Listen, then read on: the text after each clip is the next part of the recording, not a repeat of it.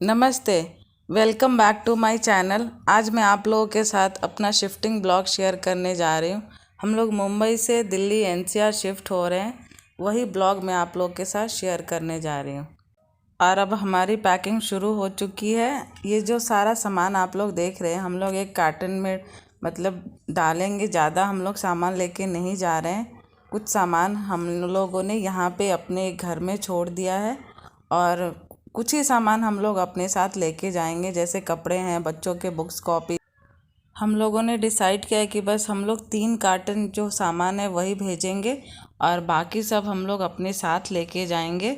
जैसे किचन के कुछ बर्तन हैं जो अर्जेंटली हम जाएं और यूज़ कर सके। फिर हमारे कुछ कपड़े हैं और ऑब्वियसली यहाँ मुंबई में ठंड नहीं है, लेकिन दिल्ली में तो बहुत ठंड है, तो इसीलिए हम लोगों ने सोचा कुछ कपड़े, गर्म कपड़े, ये सब हम अपने साथ लेके जाएंगे। सारे कपड़े हम पैकर्स मूवर्स को नहीं देंगे, क्योंकि कभी कभी पैकर्स मूवर्स लेट भी हमारा सामान पहुंचाते हैं, तो इस ठंड में मैं वो रिस्क नहीं लेना चाहती थी। इसलिए बहुत कुछ सामान हम लोग अपने साथ भी लेके जाएंगे। बस हमारा पैकिंग ऑलमोस्ट कंप्लीट हो चुका है और ये हम लोग टॉप लिख रहे हैं ताकि पता चले कि टॉप कौन सा है और बॉटम कौन सा है। तो हम लोग टॉप लिख रहे हैं और ये हमारा ऑलमोस्ट पैकिंग डन हो चुका है। ये 3 कार्टन्स हमारे रेडी हो गए हैं। अब कल पैकर्स मूवर्स वाले आएंगे और ये 3 कार्टून्स और हमारा एक बाइक को लेके दिल्ली के लिए निकलेंगे। और ये नेक्स्ट डे है, पैकर्स मूवर्स आ गए हैं। हम लोगों ने टेप लगाया हुआ था, फिर भी उन्होंने बोला कि नहीं, हम लोग एक बार टेप लगाएंगे। और फिर वो अपने ऑफिस ले जाने के बाद इसको प्लास्टिक रैप करेंगे बहुत अच्छे तरीके से, ताकि ये गीला ये सब ना हो सके। और ये पैकर्स मूवर्स हमारा सामान ले जा रहे हैं। वो लोग एक्स्ट्रा कार्टन्स भी लेके आए थे कि अगर हमारा एक्स्ट्रा सामान होगा तो वो पैक करके और लेके जाएंगे, लेकिन मेरे पास एक्स्ट्रा सामान नहीं था। मैं सब कुछ अच्छे से मैनेज करके पहले से प्लान करके रखी थी कि क्या मुझे भेजना है, क्या मुझे अपने साथ लेना है। तो सब कुछ मेरा ऐसा प्लान जैसे मैंने किया था वैसे ही सब कुछ हुआ, इसलिए मेरे पास एक्स्ट्रा सामान नहीं था, तो मैंने उन लोगों को नहीं दिया। और मेरे हस्बैंड का जो हेलमेट था उसके लिए मैंने उन लोगों से पूछा कि आप लोग क्या बाइक के साथ इस हेलमेट को भी लेके जा सकते हैं। तो उन लोगों ने बोला कि नहीं, ये आप अपने साथ लेके जाइए, क्योंकि फिर पैकिंग में ऐसा कुछ हो तो हेलमेट टूट सकता है, तो ये लोग आप लोग अपने साथ लेके जाइए। और उन पैकर्स मूवर्स के साथ मेरे हस्बैंड चले गए। उनके ऑफिस कुछ पेपर्स ये सब साइन करने थे और पेमेंट करना था। और ये मैं और मेरी बेटी मिलके मसाले वसाले, किचन के जो आइटम्स है उसको मैं पैक कर रही हूँ। तो जो भी मेरे मसाले थे थोड़े थोड़े सबको मैं एक प्लास्टिक में डाल के और फिर उसको अच्छे से पैक कर रही हूँ। और जो मेरे पास पिकल्स थे उस सबको भी मैं 2-3 प्लास्टिक रैप में अच्छे से, डब्बे को उसको 2-3 प्लास्टिक करके फिर एक बड़े से प्लास्टिक में करके इस बैग में डाल रही हूँ। ये जो बैग आप देख रहे हैं ये मेरी मम्मी ने कपड़ों से बनाया था जब हम लोग छोटे थे, तब मेरे बचपन का बैग है ये। इसलिए मैं जब भी जहाँ भी जाती हूँ मैं इस बैग को अपने साथ, इस काले वाले बैग को लेके जाती हूँ और इसमें मैं ज़्यादातर खाने पीने का सामान ही रखती हूँ। तो यही हम लोग सब कुछ पैक कर रहे हैं धीरे धीरे। और जो भी मेरे मसाले सब थे जो मैंने ग्लास कंटेनर्स में डाले थे उसको मैंने ऐसे पॉलीथीन में डाल के, और उस पर जो मैंने लेबल लगाया था वो मैं सब सारे पॉलीथीन्स पे लगा दिए, ताकि मुझे पता चले कि किस पॉलीथीन में कौन से मसाले हैं। और वो जो ग्लास कंटेनर्स थे वो मैं अपने साथ नहीं लेके जा रही। तो अगर आपको ये टिप अच्छी लगी हो तो आप भी अपना पैकिंग इस तरीके से कर सकते हैं। तो आपका सामान भी चला जाएगा, आपको पता भी चल जाएगा कि क्या है क्या नहीं है मेरे साथ। और ये सारे किचन के आइटम्स हैं, मिसलेनियस आइटम्स, जो लास्ट मोमेंट तक ये ऐसे ही रहेंगे, आदमी लास्ट तक इसको पैक करते ही रहेगा।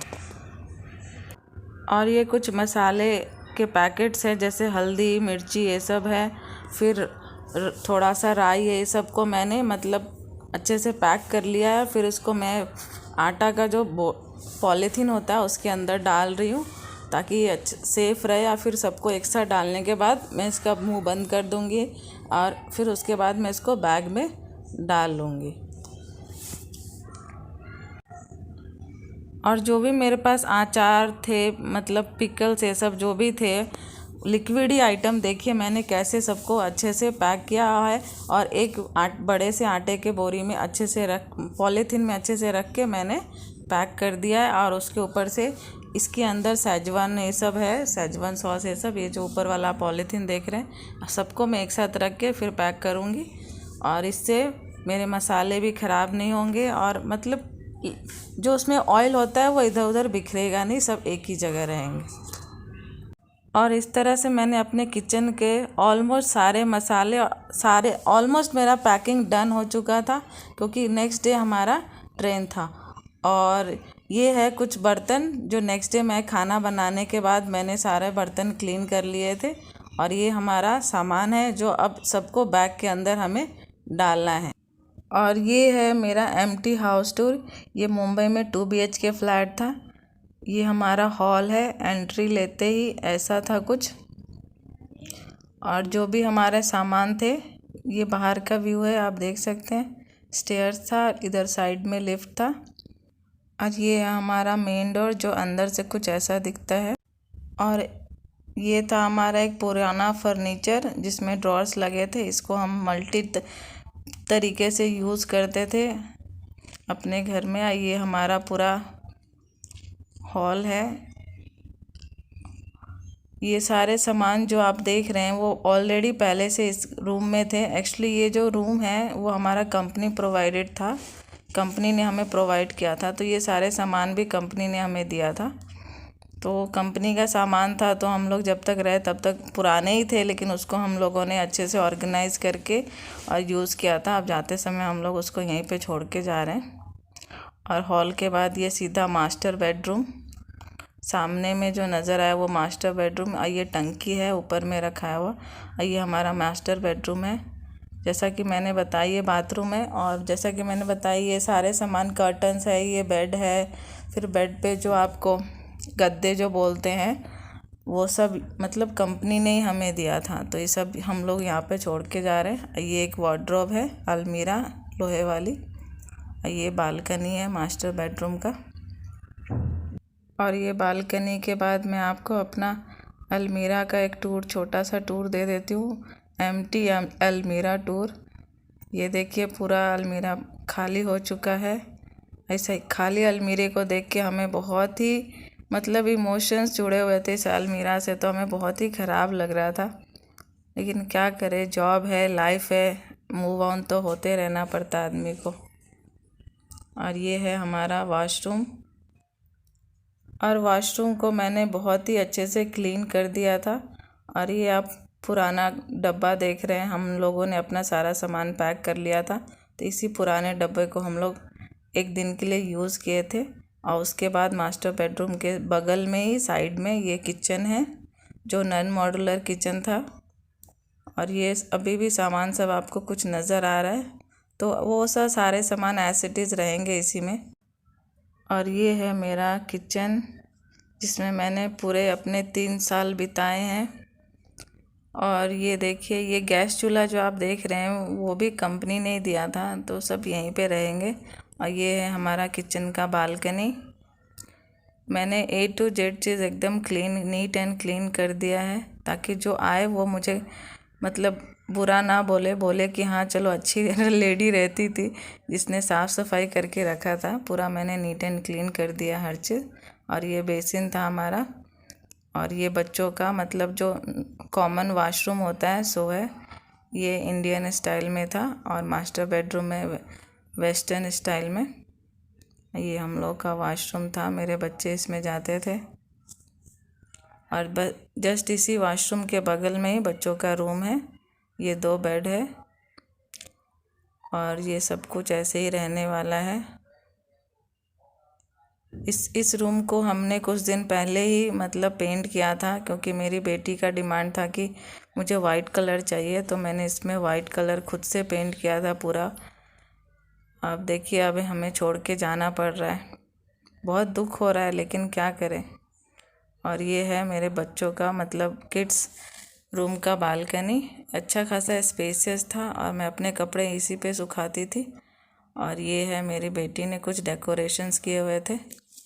और ये जो कपड़े आप बालकनी में देख रहे थे वो कुछ देर में उतरेंगे और फोल्ड होके बैग में डलाएंगे। और ये उसके बाद हम लोग बोरीवली स्टेशन आ गए थे और हमारी ट्रेन शाम में 6 बजे थी, लेकिन हम लोग 12:30 1 बजे 1:30 बजे के करीब हम लोग बोरीवली स्टेशन आ गए थे। मैं और मेरे हस्बैंड ने डिसाइड किया था कि हम जल्दी ही स्टेशन चले जाएंगे। स्पेशली मैंने डिसाइड किया था क्योंकि जितना देर घर पे रहो उतना काम, तो मैं सोच रही थी कुछ तो फ्री हो, तो इसलिए फटाफट मैंने सारा पैकिंग किया। उसके बाद हम लोग स्टेशन आ गए और साथ में मेरे हस्बैंड के 2 फ्रेंड्स भी आए थे हमें हेल्प करने के लिए, क्योंकि हमारे पास जो लगेज था वो बहुत ज़्यादा था, तो इसलिए वो लोग भी आए थे हमारे साथ हम लोग का हेल्प करने के लिए। और हम लोगों ने 3-4 घंटे बहुत अच्छे से गुजारा। सभी ने मिलके बातें किया, टाइम पास किया अच्छे से स्टेशन पे बैठ के। उसके बाद हमने मुंबई का गर्मा गर्म वड़ा पाव और चाय का मज़ा लिया, जो बहुत ही ज़्यादा टेस्टी लग रहा था मुझे उस दिन, पता नहीं क्यों मुझे बहुत ज़्यादा टेस्टी लगा। और ये आप मेरे कपड़े देख सकते हैं, हम लोग पहले से ही पूरा रेडी हो गए थे। हम लोगों ने गर्म कपड़े पहन लिए थे ताकि एक बैग तो कम हो, नहीं तो फिर एक बैग भर जाता हमारा। और ये है हमारा ट्रेन का व्यू, और आप लोग देख सकते हैं कि ये साइड बर्थ है। और मतलब ज़्यादातर साइड बर्थ में 2 ही सीट्स होते हैं, लेकिन यहाँ पे आप ध्यान से देखिए कि 3 सीट है, मतलब इसमें भी मिडिल बर्थ दिया हुआ है। और ये मैंने अपनी लाइफ में फ़र्स्ट टाइम देखा। पूरी लाइफ मैंने जर्नी किया, लेकिन ये चीज़ मैंने फ़र्स्ट टाइम देखा था। और ये हमारी जो ट्रेन थी वो गरीब रथ थी। और ये हम लोग दिल्ली पहुँच चुके हैं। हमारी ट्रेन रुकी थी हज़रत निज़ामुद्दीन, मुंबई टू बोरीवली टू हज़रत निज़ामुद्दीन गरीब रथ एक्सप्रेस थी हमारी। और 1 जनवरी को हमारी ट्रेन थी बोरीवली से हज़रत निज़ामुद्दीन के लिए, और 2 जनवरी को हम हज़रत निज़ामुद्दीन पहुँचे। लोग ज़्यादातर बोलते हैं कि 1 जनवरी को थोड़ा घूमने जाना चाहिए, मतलब घूमना चाहिए, अच्छा रहता है। और हमारा देखिए कुछ ज़्यादा ही हम लोगों ने घूम लिया, सीधा मुंबई टू दिल्ली आ गए हम लोग 1 जनवरी को। अब स्टेशन से हम अपने फ्लैट के लिए निकल चुके हैं, और मेरे हस्बैंड के ऑफिस की तरफ से हमें गाड़ी आई थी रिसीव करने के लिए। और आप लोग ये व्यू एंजॉय कीजिए। दिल्ली एनसीआर जाने का ये रास्ता है। और कौन सा एनसीआर है ये तो मैं आप लोगों के साथ अभी शेयर नहीं करूँगी, इसके लिए आप लोगों को मेरे वीडियोस देखने पड़ेंगे कि मैं कौन सा एनसीआर जा रही हूँ।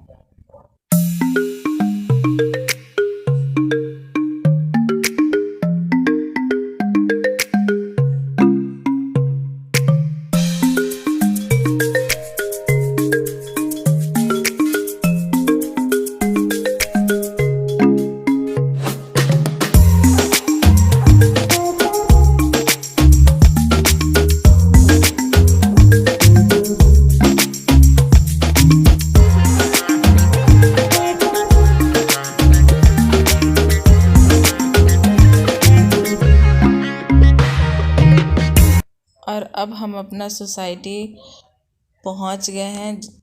जिस सोसाइटी में हमारा फ्लैट है वहाँ हम पहुंच गए हैं, और उसके मेन गेट पे जो एंट्रेंस गेट है वहाँ पे मतलब कुछ पूछताछ हो रहा है, वो पेपर वर्क थोड़ा सा था वो करवाए हम लोग। और उसके बाद फिर हम लोग अंदर एंट्री लिए। और ये है हमारा सोसाइटी, जो बहुत ही बड़ी सोसाइटी है। कंपैरिजन मुंबई के कंपैरिजन ये सोसाइटी बहुत ही ज़्यादा बड़ी है। मैं तो देखी तो देखते रहेगी कि वाह क्या सोसाइटी है। हमारे सोसाइटी में स्विमिंग पूल है, मतलब सब कुछ है हमारे सोसाइटी में। और ये हम लोग अपना लगेज उतार रहे हैं, और रास्ते में हमने यहाँ का मतलब एंट्री लेते ही हमें मिल गया एक ठेला, उस पे हमें मिल रहा था सोया चाप बिरयानी, और वो हम लोगों ने तीन पैकेट पार्सल करा लिया। और ये है हमारा यहाँ का फ्लैट दिल्ली एनसीआर का। और ये हम लोग मेन डोर से एंट्री करते तो व्यू कुछ ऐसा था।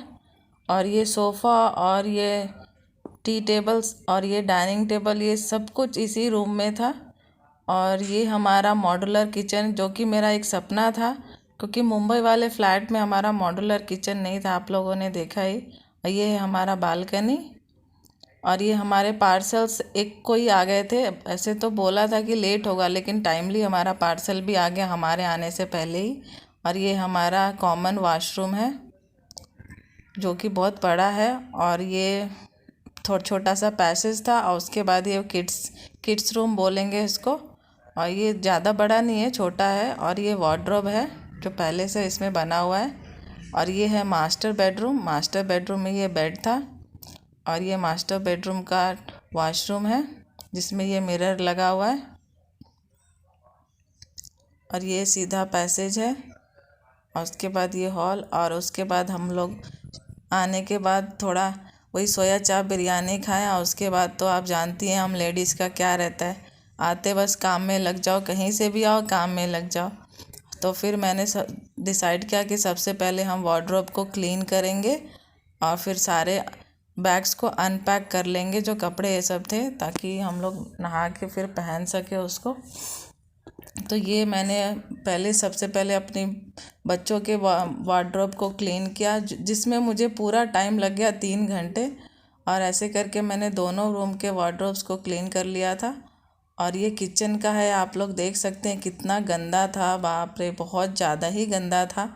तो मैं तो बोली मुझसे तो ये साफ़ नहीं हो पाएगा, क्योंकि मुंबई में उतना ठंड नहीं था और यहाँ तो इतनी ज़्यादा ठंड थी कि मेरी तो हालत ख़राब हो रही थी। तो मैं बोली ये तो मुझसे साफ़ नहीं होगा। उसके बाद फिर हम लोगों ने नीचे वॉचमैन से बात किया, तो उन्होंने बोला कि हाँ यहाँ पे रहता है, साफ़ करने के लिए लोग मिल जाएंगे हमें, हेल्पर। तो फिर एक हेल्पर हमने बुलाया, फिर हेल्पर से हम लोगों ने इस किचन को क्लीन किया। तो हेल्पर तो किचन क्लीन किया, लेकिन जैसा मुझे चाहिए अंदर में, हेल्पर अभी किचन क्लीन कर रहा है और इसलिए उसने दरवाज़ा बंद किया। हेल्पर ने तो किचन क्लीन किया, लेकिन जैसा क्लीनिंग मुझे चाहिए था उन्होंने नहीं किया, करके नहीं दिया, उतना अच्छे से क्लीन नहीं किया। तो फिर मुझे तो नींद आई नहीं रात में। हमारे एक फ्रेंड के यहाँ हम लोगों का खाना था, उन लोगों ने हमें खाना खिलाया था, रात का डिनर उन्हीं के यहाँ हुआ था। फिर हमें नींद नहीं आ रही थी, एक तो नई जगह थी और ऊपर से गर्मी से हम ठंड में आए, सो हमें नींद नहीं आ रही थी। उसके बाद फिर मैं 3 बजे उठ के और फिर मैंने पूरा किचन क्लीन किया। और आप लोग देख सकते हैं कि मेरी बेटी भी उठ गई थी मेरा हेल्प करने के लिए, उसने भी बहुत हेल्प किया मेरा। और हम दोनों ने मिलके पूरे किचन को ऑर्गेनाइज़ कर लिया। और जो भी पार्सल्स में सामान आए थे वो सारे सामान हम लोगों ने निकाला, मिक्सर ग्राइंडर हो गया और हमारे यूटेंसिल्स ये सब हमने किचन में ऑर्गेनाइज़ किया। और उसके बाद मैंने ब्रेकफास्ट बनाया। ब्रेकफास्ट में मैंने आलू का भुजिया और पराठा बनाया था। अपने हस्बैंड को मैंने दे दिया ब्रेकफास्ट करके, मेरे हस्बैंड टिफ़िन लेके वो अपने ऑफिस चले गए थे। और उसके बाद फिर मैं आ गई थी अपने बच्चों के रूम में, और मैंने सोचा सबसे पहले मैं वार्डरोब को, एक तो इससे पहले वाले दिन मैंने इसको क्लीन किया था लेकिन गीले तरीके से किया था। आज थोड़ा मैं सोची अच्छा थोड़ा और अच्छे पानी से अच्छे से क्लीन कर दूं और सूखे कपड़े अच्छे से मार दूं, और उसके बाद फिर मैं उसके अंदर सामान ऑर्गेनाइज़ करूंगी। और अब कबर्ड सूख चुका अलमीरा, और हम दोनों मिलके सारा सामान अनपैक कर रहे, सारे बैग को अनपैक कर रहे हैं। और जो भी कपड़े बच्चों के थे टोटल कपड़े निकाल के मैंने इस वार्डरोब में डाल दिया है। और ये पार्सल बचा हुआ है कपड़ों का जिसको हम खोल रहे हैं दोनों मिलके। और बच्चों का वार्डरोब क्लीन करने के बाद मैंने अपना वार्डरोब भी क्लीन कर लिया और ऑर्गेनाइज कर लिया था। और इसी के साथ मेरा ये ब्लॉग ख़त्म होता है, मेरा शिफ्टिंग ब्लॉग। आई होप आप लोगों को ये मेरा ब्लॉग अच्छा लगा होगा। अगर अच्छा लगा है तो एक लाइक ज़रूर कीजिएगा। Thank you for watching.